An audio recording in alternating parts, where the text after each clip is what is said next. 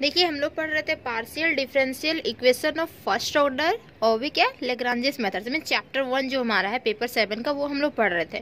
इस पे 3 लेक्चर हो चुका है, अगर आप लोग नहीं देखे हैं तो प्लीज इसको देखिए। फर्स्ट लेक्चर जो होती है किसी भी चैप्टर की वेरी वेरी इंपॉर्टेंट होती है, उसमें बेसिक्स होते हैं, ठीक है। तो फर्स्ट लेक्चर आप लोग जरूर देखिए, देन उससे रिलेटेड क्वेश्चन सॉल्व कराए गए हैं। तो सेकेंड थर्ड लेक्चर वो सब क्वेश्चन आप लोग खुद से नहीं सॉल्व कर पाते हैं तो देखिए वहाँ पे क्वेश्चन किस तरीके से सॉल्व किया जाता है। अब यहाँ पे लिए ये हमारा लेक्चर 4 है ना, तो इसमें क्वेश्चन लिए हुए देखिए वेरी वेरी इंपॉर्टेंट क्वेश्चन है, ठीक है। इस तरीके से 2 और क्वेश्चन करवाए, 3 क्वेश्चन करवाए हुए, ठीक है, जो कि वेरी वेरी इंपॉर्टेंट है और समझ में भी आएगा किस तरीके से बनाया जाता है। तो यहाँ क्वेश्चन देख रहे हैं कि इस तरीके से है हमारा, तो ये PP plus q q equal to r के फॉर्मेशन में नहीं दिख रहा है क्या, जैसे कि हमारा क्वेश्चन था ना लेग्रांजेस मेथड से सॉल्व करनी है इसे, ठीक है। चैप्टर ही हमारा लेग्रांजेस मेथड है, तो लेग्रांजेस मेथड से सॉल्व करनी है। तो लेग्रांजेस मेथड से क्या होता है, PP plus q equal to r के फॉर्मेशन में होनी चाहिए, तब बोलेंगे हाँ ये हमारा लेग्रांजेस मेथड है, ठीक है। तो लेग्रांजेस मेथड से देखिए यहाँ P तो है, यहाँ Q है, और R वाले जो फॉर्मेशन है इक्वल टू के बाद कुछ होने चाहिए वेरिएबल्स या कुछ डिजिट्स होने चाहिए। तो देख रहे क्या इक्वल टू के बाद 0 है, तो देखिए यहाँ पे जो ये टर्म्स है ये इक्वल टू उधर हम कर नहीं सकते हैं। देखिए ये वाला टर्म जो है LHS में वो हम RHS में भेज सकते हैं, तो वो हमारा R देगा, R की वैल्यू हो जाएगी ना R की वैल्यू। तो हमारा क्या हुआ कि लेग्रांजेस मेथड के फॉर्म में ही है ये हमारा, ठीक है। रही बात मेरे चैनल पे नए हैं तो प्लीज चैनल को सब्सक्राइब कर लीजिए, एंड वीडियो अच्छे लगते हैं तो वीडियो को लाइक कीजिए, फ्रेंड्स में जरूर शेयर कर दीजिए, ठीक है। आप लोग की मैं हेल्प करती हूँ तो आप लोग भी मेरी हेल्प कीजिए। और हाँ, ये सेमेस्टर 3 की क्लासेस है ना, तो BBMQ के जो भी स्टूडेंट है ना, तो उनका देखिए सेमेस्टर 2 का एग्जाम नहीं हुआ था, तो सेमेस्टर 2 का एग्जाम नहीं हुआ था और अभी क्या हो रहा है कि लॉकडाउन खुलने वाला है 1 तारीख से, ठीक है।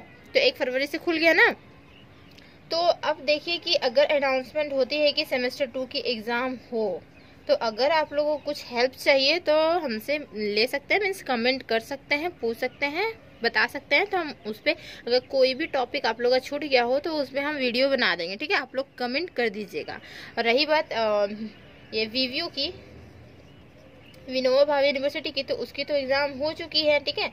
कोर पेपर हो चुकी है, बाकी जो एडिशनल पेपर्स होते हैं उनकी शायद नहीं हुई है। तो कोर पेपर अगर हो गई है तो आप लोग पढ़ सकते हैं ना, सेमेस्टर 3 की तो पढ़ ही सकते हैं, तो ये सेमेस्टर 3 की तो कंटिन्यू रहेगी, लेकिन किसके लिए, VVU के लिए, ठीक है, जो विनोबा भावे यूनिवर्सिटी के लिए उसके लिए, क्योंकि देखिए लगभग सेम सिलेबस रहता है, ठीक है। कंफ्यूजन नहीं होना है कि ये BBMQ का है ये VVU का है ना, कंफ्यूजिंग यहाँ से दूर कीजिए, क्योंकि दोनों का सिलेबस सेम होता है।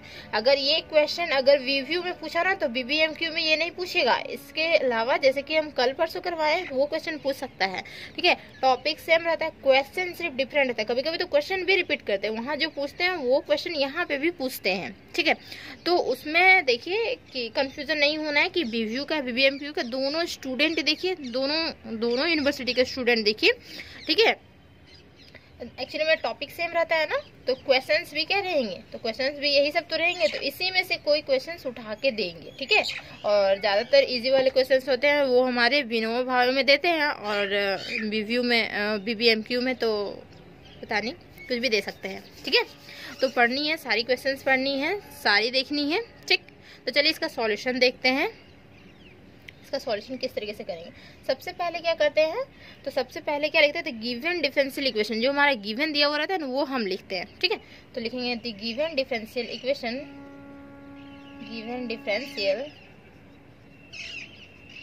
इक्वेशन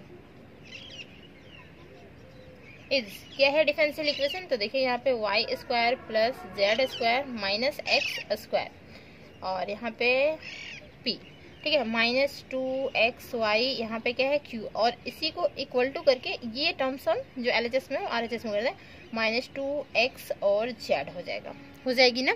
इसे इक्वेशन 1 कंसीडर कर लीजिए, ठीक है। देन इसके बाद देखिए, तो ये जो फॉर्मेशन है किसके फॉर्मेशन में, लेग्रांजेस के इक्वेशन के फॉर्मेशन में है। तो लिखेंगे यहाँ पे it is of the form of किस फॉर्म में है, तो देखिए यहाँ पे PP plus QQ equal to R के फॉर्मेशन में, जो कि हमारे क्या है लेग्रांजेस इक्वेशन, ये हमारा लेग्रांजेस इक्वेशन है ना, ये टर्म्स। देन तो लैग्रांजेस इक्वेशन में क्या कहते हैं, तीन चीज हम लोग निकालते हैं लैग्रांजेस इक्वेशन से सॉल्व करनी है। तो तीन चीज, सबसे पहले तो ऑक्सिलरी निकालना होगा ना, फिर इंटीग्रल निकालना होगा, ऑक्सिलरी से इंटीग्रल निकालनी होगी। देन इसके बाद क्या होगा, एफ ऑफ ए बी, तो हमारा सॉल्यूशन हो जाएगा। ठीक है, तो देखिए यहाँ पे क्या करेंगे, तो the auxiliary equations are, auxiliary equations are, कौन कौन से ऑक्सिलरी इक्वेशंस होते हैं, तो क्या होता है, dx अपॉन में क्या होता है, p होता है, कैपिटल P। ठीक है, this is equal to dy upon में क्या होता है, q, dz अपॉन में क्या होता है, r होते हैं। ठीक है, तो ये हमारे ऑक्सिलरी इक्वेशन। अब p की जो वैल्यू होती है दैट इज करके लिख सकते हैं कि dx अपॉन में, देखिए p की जो वैल्यू होती है, ये टर्म्स होती है p की वैल्यू, कैपिटल P ये है हमारा, है ना, देख सकते हैं ना, कैपिटल P ये है, फिर स्मॉल p ये है, तो क्या हो जाएगा, y square plus z square minus x square. तो ये हो गई हमारी कैपिटल P की वैल्यू, यहाँ पे लिख दिए। देन इसके बाद क्या है, डी वाई अपॉन में क्या है, क्यू, क्यू हमारे क्या है, ये टर्म्स है। तो ये टर्म्स क्या हुआ कि ये टर्म्स जो है ना, तो ये हमारा नेगेटिव में भी है। ठीक है, तो माइनस भी आएगा यहाँ पे, -2xy, और यहाँ पे डी जेड और ये हमारा आर जो है इसमें नेगेटिव भी आएगा, -2x और हमारा जेड। ठीक है, तो अब देख रहे हैं क्या, इससे इक्वेशन 2 कंसीडर कर लीजिए। अब इससे कुछ दिख रहा है कि हम यहाँ से इंटीग्रल्स निकाल सकते हैं, कोई भी रेशियो को कंपेयर करके इंटीग्रल्स निकाल सकते हैं। जी हाँ, निकाल सकते हैं। कैसे, देखिए इसको कंपेयर करेंगे तो यहाँ तो पॉसिबल नहीं है, लेकिन इसको अगर हम कंपेयर करते हैं, सेकेंड एंड थर्ड रेशियो को करते हैं कंपेयर, तो देखिए -2x कैंसिल आउट हो जाएगा, 1/y का इंटीग्रेशन कर सकते हैं और 1/z का भी इंटीग्रेशन कर सकते हैं, log y हो जाएगा इसका और log z हो जाएगा इसका, हो जाएगा ना। तो हम टेकिंग क्या करेंगे, सेकेंड एंड थर्ड रेशियो लेते हैं। ठीक है, या तो लास्ट 2 रेशियो लेते हैं। ठीक, आई बात समझ में किस तरीके से निकालता है। देन उसके बाद क्या करेंगे कि एक और दो इंटीग्रल हमें निकालनी पड़ेगी, हमेशा 2 इंटीग्रल, क्योंकि एक्स वाई की वेरिएबल है, 2 वेरिएबल, तो हमें 2 इंटीग्रल हमेशा, एफ ऑफ ए बी जो होता है वही हमारा सॉल्यूशन होता है। ठीक है, तो ये ऑक्सिलरी इक्वेशन से हम 2 इंटीग्रल हमेशा निकालते हैं। ठीक, तो देखिए यहाँ पे जेड भी हमारी वेरिएबल है, नो डाउट, लेकिन क्या है कि जो हम सॉल्यूशन करते हैं तो एफ ऑफ ए बी हमारा रहता है। ठीक है, तो हमें 2 इंटीग्रल ही निकालनी होगी, 3 इंटीग्रल नहीं निकालनी होगी, 3 रेशियो को कंपेयर करके 2 इंटीग्रल निकालनी है। ठीक है, तो देखिए लास्ट 2 रेशियो, तो लिखेंगे नाउ टेकिंग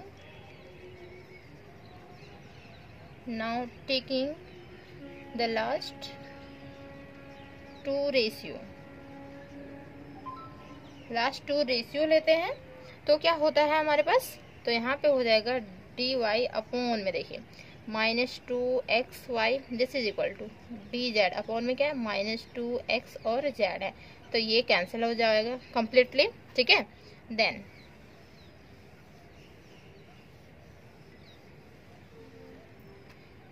इसके बाद क्या करेगा, तो डी वाई अपॉन में सिंपल क्या बचा है, y, और यहाँ पे डी जेड अपॉन में क्या बचा है, सिंपल z बचा हुआ है हमारे पास, है ना।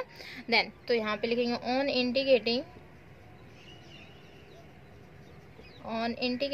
वी गेट, हमें क्या मिला, देखिए इंटीग्रेशन करने से क्या मिलेगा, तो log y और यहाँ पे क्या होगा, log z होगा। ठीक है, log y और log z होगा, log y equal to log और z। ठीक है, एंड देन फिर क्या करते हैं, कांस्टेंट टर्म लेते हैं, तो log की फॉर्मेशन में है, तो log के ही फॉर्मेशन में हम कांस्टेंट टर्म ले लेंगे। ठीक, तो कांस्टेंट टर्म लेंगे तो किधर लेते हैं, इधर लेते हैं ना, यहाँ पे RHS में हमेशा कांस्टेंट टर्म लेते हैं, log a हो गया।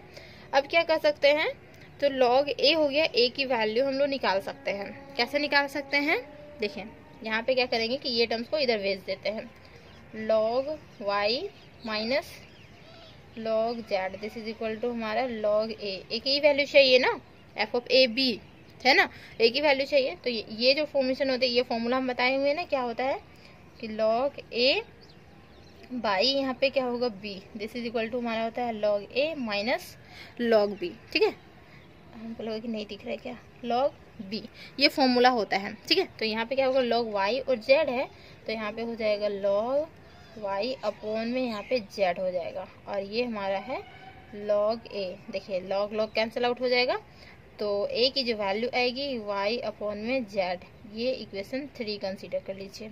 ठीक, एफ ऑफ ए हमारा निकल चुका है। एंड देन अब बी निकालनी होगी। अब बी निकालनी होगी तो किस तरीके से निकालेंगे, तो इक्वेशन 2 जो हमारा था वहीं से हमें निकालना होगा।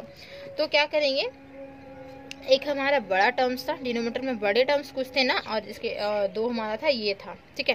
तो क्या कर सकते हैं ना, कुछ मल्टीप्लायर्स यूज़ कर सकते हैं, जैसे कि कल और परसों वाला अगर वीडियो देखे होंगे तो देखे होंगे मल्टीप्लायर्स यूज़ किए हैं ना, मीन्स सेकेंड लेक्चर और थर्ड लेक्चर में देखे होंगे, ठीक है। तो मल्टीप्लायर्स का यहाँ पे यूज़ करेंगे, उसके बाद उसकी सॉल्यूशन लेके आएंगे, ठीक है, सेकेंड इंटीग्रल हमारा निकलेगा।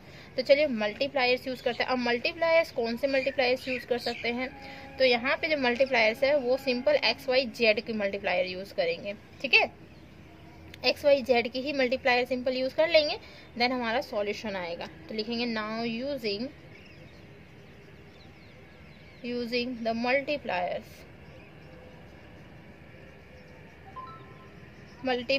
कौन से, एक्स वाई और जेड मल्टीप्लायर वी हैव। देखिए x y z multiplier use किए तो क्या होगा, तो यहाँ पे लिखने का तरीका क्या है, डी एक्स अपॉन में, देखिए यहाँ पे क्या था हमारा, y square plus z square minus x square equal to d y minus 2xy, this is d z minus 2x और हमारा जेड था, this is equal to x y z. जब हम मल्टीप्लाई यूज़ किए तो यहाँ पे x मल्टीप्लाई होगा, यहाँ पे y मल्टीप्लाई होगा, यहाँ पे z मल्टीप्लाई होगा, और तीनों हम एडिंग करते हैं ना मल्टीप्लाई यूज़ करके। देन उसके बाद क्या होगा कि x इसके साथ मल्टीप्लाई, y इसके साथ और z इसके साथ। तो क्या होगा कि देखिए यहाँ पे है माइनस एक्स स्क्वायर और यहाँ पे है देखिए माइनस एक्स है और यहाँ पे माइनस एक्स है, तो माइनस एक्स हम कॉमन आउट कर सकते हैं, माइनस एक्स हम कॉमन आउट कर सकते हैं ना, है कि नहीं, माइनस एक्स हम कॉमन आउट कर सकते हैं। और फिर सिंपली इसको अगर हम लोग क्या करें कि सिंप्लीफाई कर दें, ठीक है, जैसे कि हम दिखा ही दे रहे हैं, सबसे अच्छा होगा कि हम इसको सिंप्लीफाई करके दिखा देते हैं। एक्स यहाँ पे मल्टीप्लाई करेंगे तो डी एक्स हो जाएगा, और इसके साथ एक्स मल्टीप्लाई करेंगे ना, y square plus z square minus x square, ठीक। फिर यहाँ पे एडिंग ही है, ये एडिंग ही जाएगा।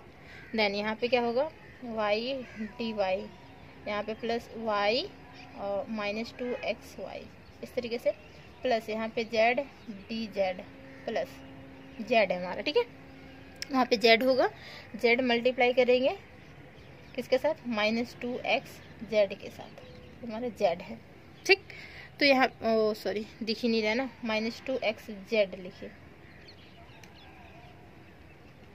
यहाँ पे हम नीचे लिख देंगे, नीचे दिखेगा माइनस 2x और जेड, ये मल्टीप्लाई होगा इसके साथ, ठीक है, नहीं दिख रहा है ना, तो यहाँ पे ये मल्टीप्लाई होगा।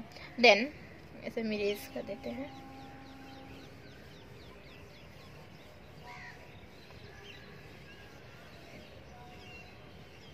देखिए दिस इज इक्वल टू, हम इक्वल टू करके इधर ले आते हैं, आप लोग जस्ट इसके नीचे लिखेंगे तो यहाँ क्या होगा, x d x plus y d y plus z z d z, ठीक।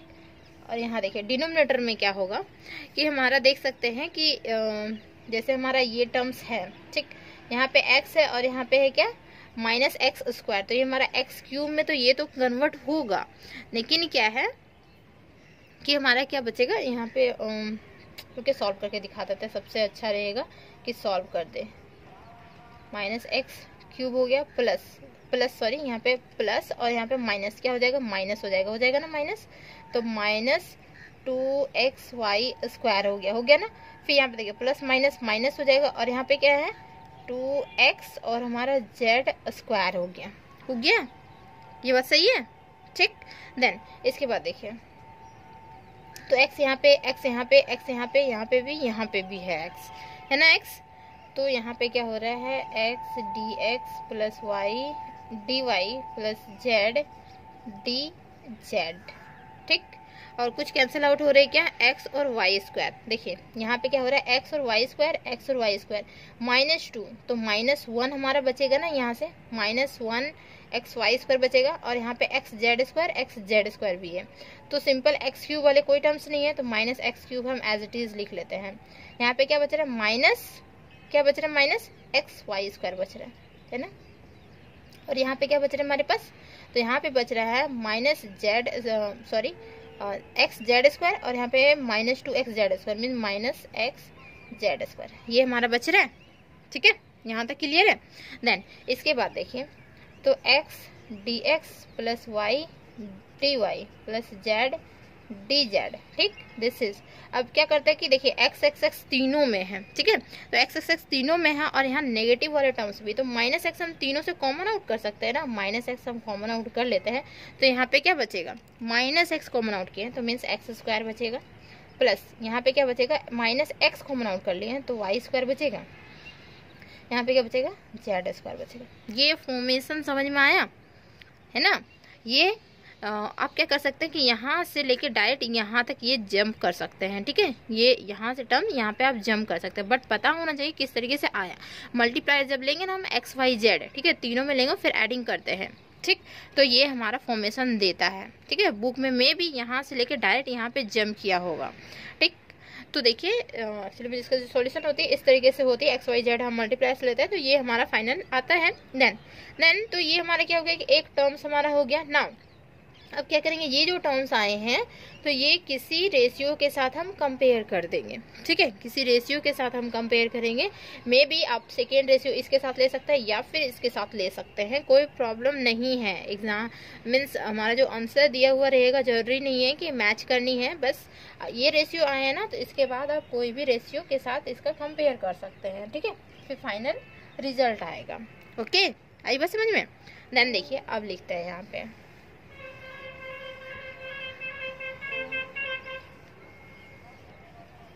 देखिए अगर वीडियो समझ में आती है ना तो प्लीज वीडियो को लाइक कीजिएगा और फ्रेंड्स में जरूर शेयर कर दीजिएगा, ठीक।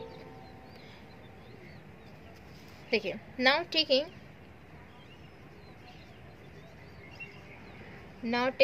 द लास्ट रेशियो जो था ना हमारा जेड वाले टर्म्स वाले, तो उसके साथ हम इसको कंपेयर करवा देते हैं, ठीक है। Now taking the last ratio we get, देखिए क्या मिलेगा, तो ये जो हमारे टर्म्स आए हैं x dx plus y dy plus z dz, by में क्या है यहाँ पे माइनस x और x square plus y square plus z square, this is equal to क्या लिखेंगे यहाँ पे dz लिखते हैं और यहाँ पे माइनस 2x और z लिखते हैं, ठीक, यहाँ तक ठीक है। देन तो नेगेटिव नेगेटिव कैंसिल और माइनस एक्स मान लीजिए कैंसिल, माइनस एक्स, देखिए ये टर्म्स हमारे कैंसिल आउट हो जाएंगे, तो क्या बचेंगे, जो भी बचेंगे उसी से हमारा आंसर आएगा। देखिए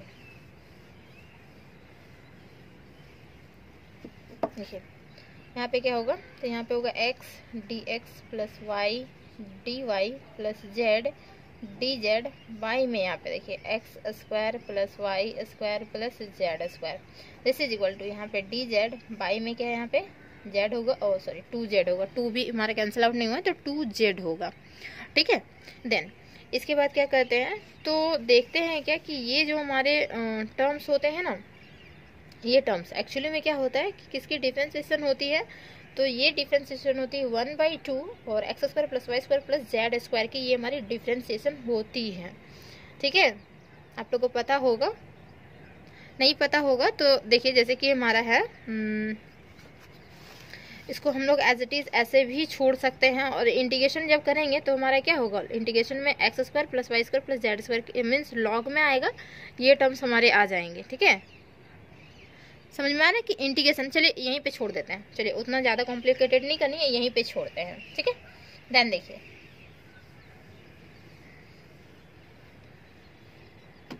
यहीं पे छोड़ते हैं, सिंपल, ठीक।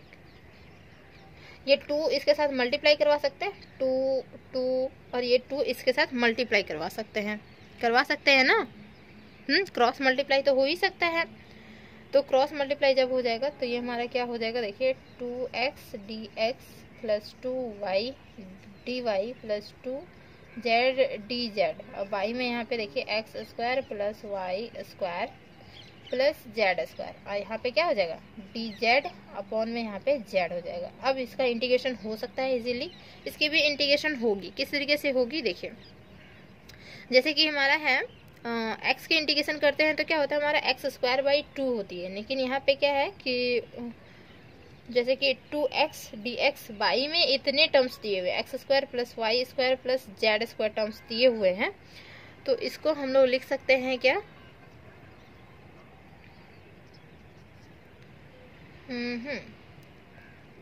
एक्चुअली में क्या है ना, ये जो टर्म्स हमारे हैं ये एक्चुअली में डिफ्रेंसिएशन का टर्म्स है, जो कि डिफ्रेंसिएशन हमारा होता है, ये 2 सबके साथ हुआ तो 2 तो ये तो कॉमन आ गया, बट ये होता है 1/2 और ये differentiation of x² plus y² plus z² की होती है differentiation. This is equal to होता है dz अपॉन में हमारा z होता है, तो ये 2 तो हमारा कैंसिल आउट हो जाएगा, ठीक। देन इसकी जब हम इंटीग्रेशन करेंगे तो ये हमारा क्या होता है, लॉग में आएगा, log x² plus y² plus z² के फॉर्मेशन में आएगा, ठीक है। इसकी इंटीग्रेशन जब हम करेंगे तब, तो लिखते हैं यहाँ पे ऑन इंटीग्रेटिंग वी हैव, या तो यहीं से देखिए ना 1/, में यहाँ पे है तो ये हमारा लॉग वाले टर्म्स देंगे, लेकिन ये जो टर्म्स है इसकी एक्चुअली में इसको हम लोग फॉर्मेशन में बना देते हैं, इस फॉर्मेशन में बनाते हैं, ठीक है। ये जो टर्म्स दिए हुए ना इस फॉर्मेशन में हमारा आता है, ठीक। देखिए यहाँ पे लिखते हैं ऊपर में,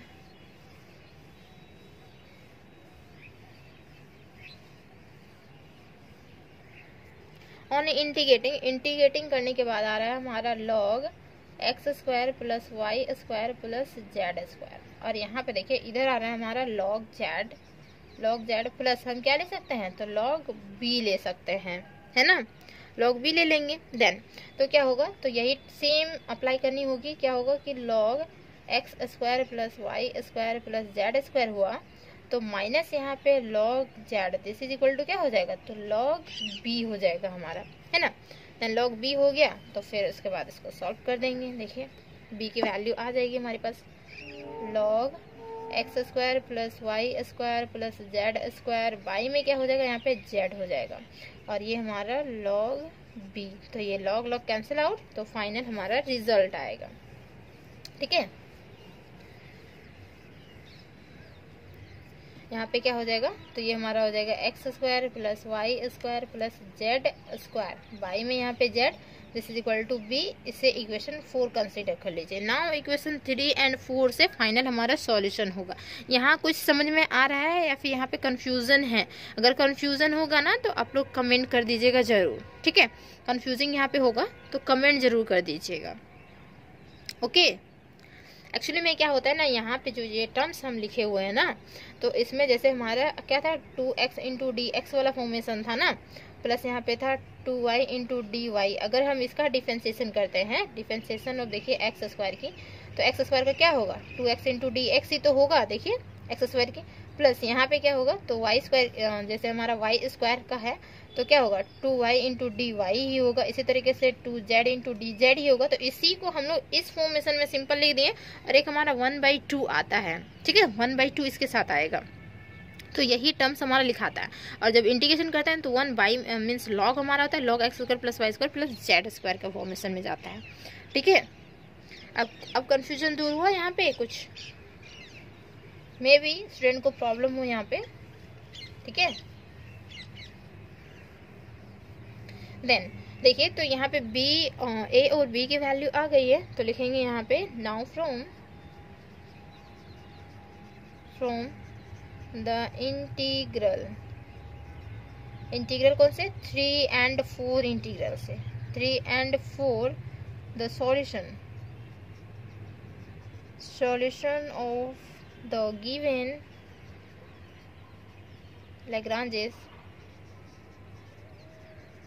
Lagrange's equation is क्या है, तो f of a b equal to 0, तो that is f of a हमारा क्या था, तो हमारा निकला था y अपॉन में z, और b क्या निकल गया है, तो निकल गया x² plus y² plus z², by में यहाँ पे z है, मे बी बाई में यहाँ पे y भी हो सकता है, अगर उससे कंपेयर करेंगे तो नेक्स्ट वाले जो रेशियो था उससे कंपेयर करेंगे तो इसमें कोई प्रॉब्लम नहीं है, ठीक है, दोनों में कोई भी हो सकता है, ठीक। तो एक्चुअली में क्या कि आंसर में कोई देखिए आंसर मैचिंग करना जरूरी नहीं है, फॉर्मेशन किस तरीके से हो रहा है, बुक से आंसर मैच करने की जरूरत नहीं, ये आंसर सही है, ठीक, बुक से मैच करने की जरूरत नहीं है, ठीक है। तो अब मिलते हैं नेक्स्ट वीडियो में, यहाँ तक समझ में आ गया होगा, उम्मीद तो है ऐसा, ठीक है, क्योंकि बहुत अच्छे से एक्सप्लेन किए हैं, छोटे छोटे चीज़ एक्सप्लेन किए हुए, ठीक। और चैनल को जरूर सब्सक्राइब कर लीजिएगा, ठीक, और वीडियो को शेयर कर दीजिएगा, ओके।